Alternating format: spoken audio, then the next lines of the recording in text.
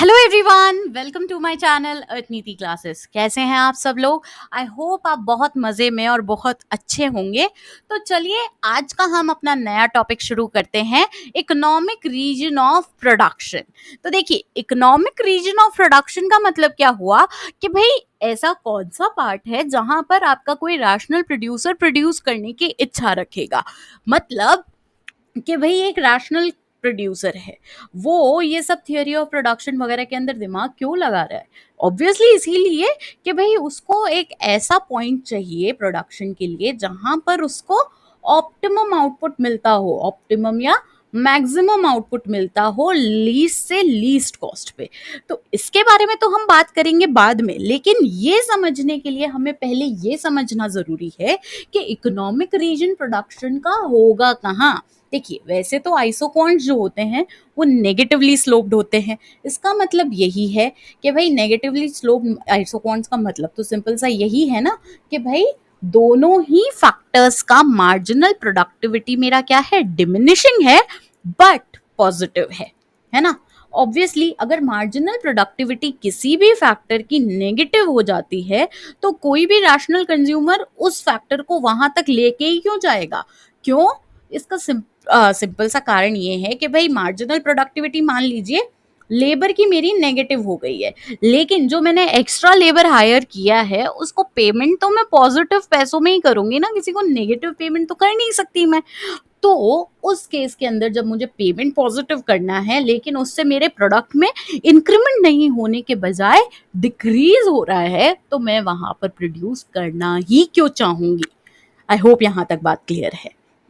तो किसी भी फैक्टर का मार्जिनल प्रोडक्ट अगर हमको नेगेटिव मिलता है तो वहां पर प्रोडक्शन नहीं होगा। और आइसोक्वांट्स में भी ऐसे कुछ सेगमेंट्स आते हैं जहां पर आपके फैक्टर्स की मार्जिनल प्रोडक्टिविटी जो है नेगेटिव हो जाती है। जैसे देखिए, ये एच और आर पॉइंट कंपेयर कर लीजिए। एच पॉइंट है मेरा ये वाला, जहां पर मेरा कैपिटल है K1 और लेबर है L1। अब मैं H से देखिए R पॉइंट की तरफ जब जा रही हूं तो मेरा कैपिटल K1 से K2 हो गया और लेबर L1 से L2 हो गया। लेकिन देखिए, क्या आउटपुट मेरा बढ़ा? क्या नहीं बढ़ा। यानी कि मुझे अगर कैपिटल बढ़ाना है तो लेबर भी बढ़ाना पड़ रहा है। यानी कि अगर मैं कैपिटल बढ़ा रही हूं तो इसकी प्रोडक्टिविटी नेगेटिव हो चुकी है, इसलिए इसको कवर करने के लिए मुझे लेबर भी बढ़ाना पड़ रहा है। और ऐसा कौन सा प्रोड्यूसर होगा जो ये करना चाहेगा? जब उसको पता है कि वो same Q2 output H point पर कम कैपिटल और कम लेबर के साथ बना सकता है, तो वो और पे क्यों जाएगा जहां पर उसको ज्यादा कैपिटल और ज्यादा लेबर यूज करते हुए भी Q2 ही मिल रहा है। ठीक है, तो इसलिए रैशनल प्रोड्यूसर जो है, एक तरह से अगर मैं बोलूं तो कहां पर काम नहीं करेगा? Rational producer, sorry not consumer. हाँ, आपको कंज्यूमर सरप्लस या कंज्यूमर बिहेवियर भी मैं पढ़ाऊंगी, don't worry. But being a single person here, मुझे बहुत सारा काम करना पड़ता है और मैं बहुत सारी वीडियोस एक साथ नहीं बना पाती हूँ। तो इसके लिए मैं माफ़ी चाहूँगी, क्योंकि मैं बहुत ज़्यादा जल्दी जल्दी ये चीज़ें नहीं कर पा रही हूँ। बट भगवान की अगर कृपा रही तो आने वाले टाइम में शायद हम ऐसा कुछ कर पाएँ जहाँ पर हम दिन में 2 से 3 वीडियोस बना पाएँ, जब मेरे पास अपनी खुद की टीम होगी।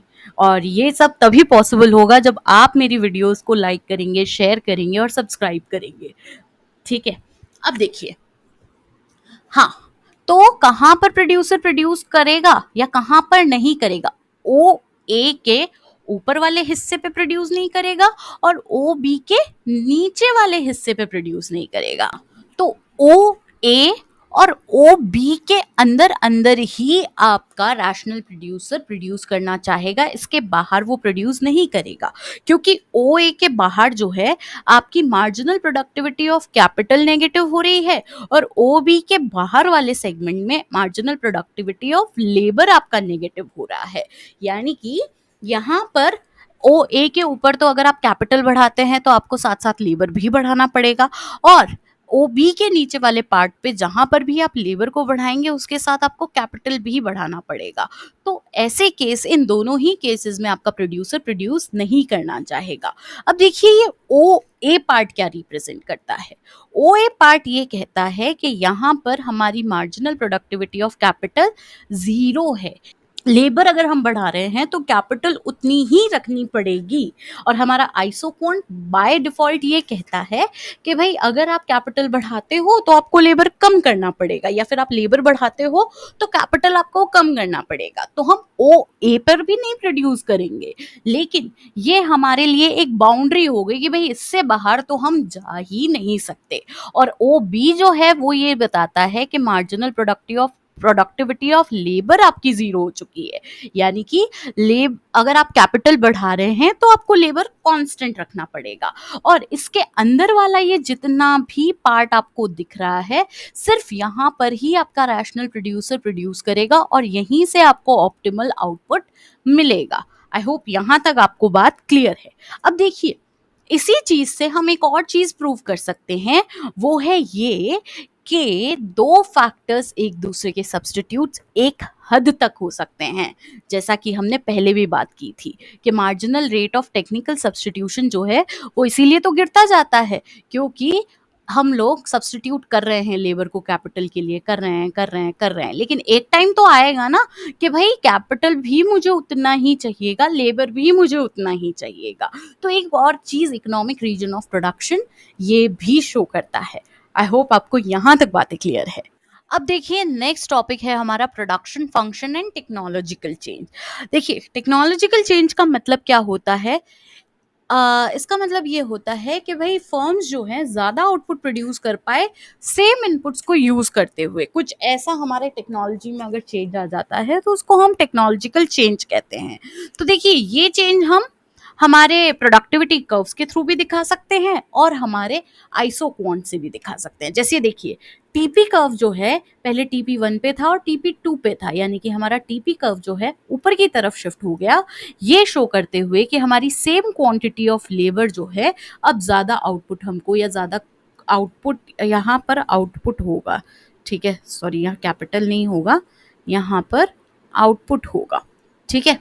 तो सेम यूनिट ऑफ या सेम क्वांटिटी ऑफ लेबर जो है हमको ज़्यादा आउटपुट पहले के बजाय प्रोड्यूस करके दे रहा है क्योंकि हमारी टेक्नोलॉजी में कुछ चेंज आया है।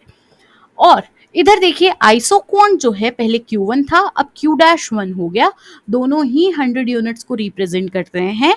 ये बताते हैं कि भाई सेम यूनिट ऑफ आउटपुट अब हम कम लेबर और कैपिटल को यूज करते हुए प्रोड्यूस कर सकते हैं। पहले लेबर और कैपिटल जो था K1 और L1 था, सॉरी L1 और K1 था, अब कैपिटल और लेबर हमारा K2 और L2 हो गया। तो देखिए, कैपिटल और लेबर दोनों कम करके भी हम सेम यूनिट ऑफ आउटपुट अगर बना पा रहे हैं तो ये भी टेक्नोलॉजिकल चेंज को शो करता है और इससे हमारा आइसो क्वांट कर्व जो है वो नीचे की तरफ शिफ्ट हो जाता है। आई होप यहाँ तक आपको बात क्लियर है।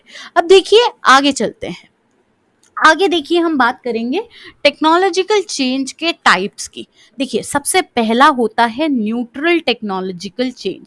भाई ऐसा टेक्नोलॉजिकल चेंज आया है जो ना तो लेबर को सपोर्ट करता है ज़्यादा, ना कैपिटल को ज़्यादा सपोर्ट करता है, यानी कि कैपिटल और लेबर की रेशियोज हमारी वही रहेगी, और लेकिन फिर भी हमारा आउटपुट जो है वो पहले के बनिस्बत कम इनपुट्स यूज करते हुए बना पाएंगे। और इसके अंदर टेक्नोलॉजिकल चेंज जब हम शो कर रहे होते हैं तो हमारी स्ट्रेट लाइन जो है ओ से जो निकलती है रे, वो एकदम स्ट्रेट जाएगी।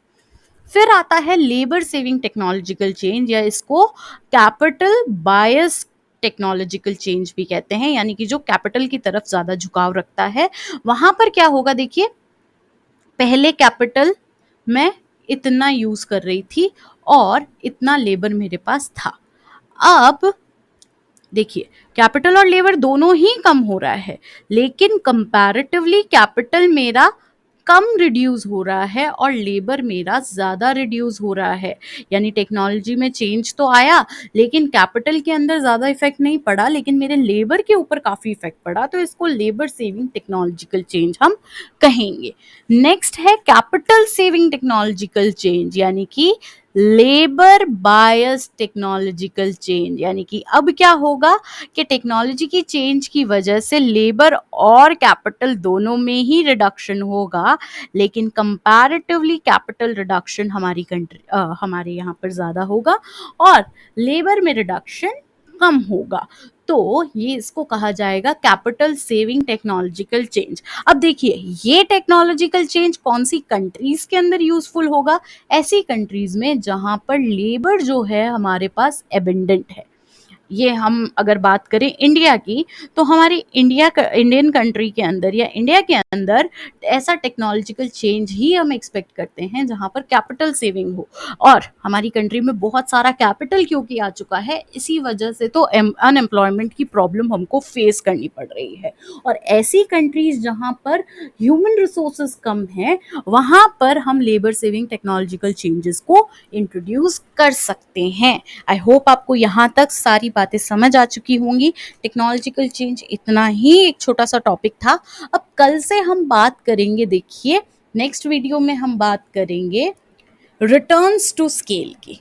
ठीक है, तो अभी तक मैंने जितना भी आपको पढ़ाया हो, आई होप आपको समझ आया होगा और आपने अपने नोट्स भी प्रिपेयर कर लिए होंगे। एक बार मैं फिर से कहूँगी कि जब भी आप मेरी क्लास अटेंड करें, प्लीज़ नोटबुक और पेन लेके अपने साथ बैठिए, ताकि आपको ज़्यादा बेटर तरीके से चीज़ें समझ आए। ठीक है, तो अभी के लिए मैं आपसे लूँगी विदा, फिर से मिलूँगी नेक्स्ट क्लास के साथ, नए टॉपिक के साथ। ठीक है, बाय बाय, सी यू।